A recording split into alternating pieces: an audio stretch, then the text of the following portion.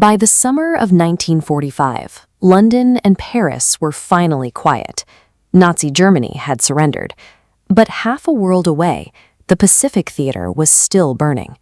The war was far from over, deteriorating into an endless, brutal slog. The Imperial Japanese military fought under a strict code, where surrender was considered a deep dishonor. Soldiers routinely fought to the last man.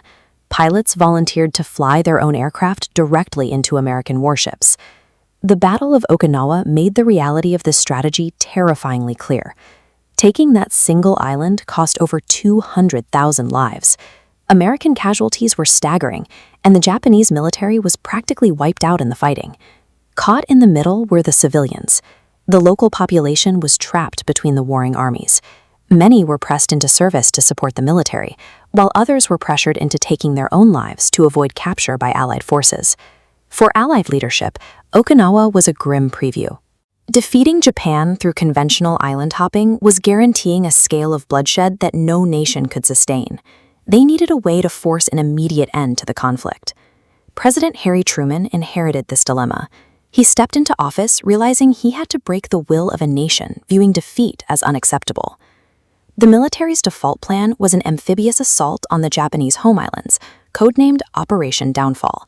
This required coordinating fleets and armies on a scale larger than Normandy, attacking from multiple directions at once.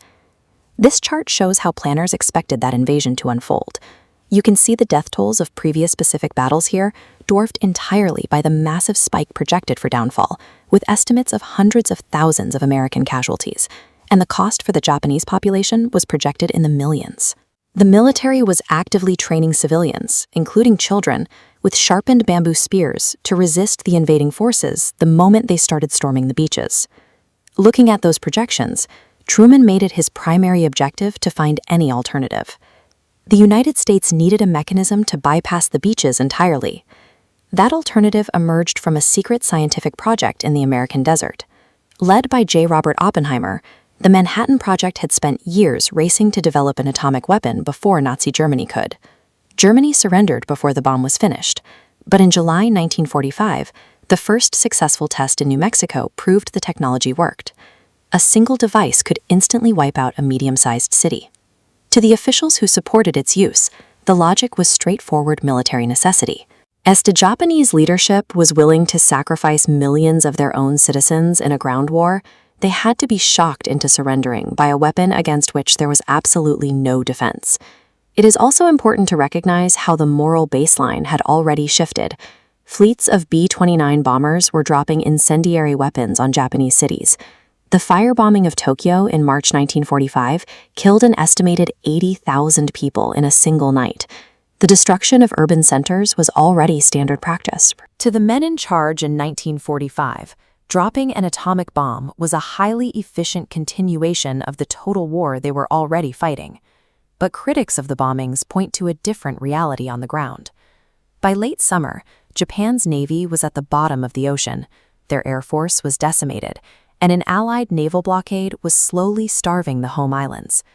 Realizing their military position was hopeless, some factions in the Japanese government were exploring a diplomatic exit. Their main goal was to negotiate a conditional surrender through the neutral Soviet Union, hoping Stalin could help them preserve their emperor. On August 8th, exactly between the atomic bombings of Hiroshima and Nagasaki, that strategy collapsed. The Soviet Union abruptly declared war and sent armored columns pouring into Japanese-held Manchuria. For decades, historians have debated the impact of this specific event.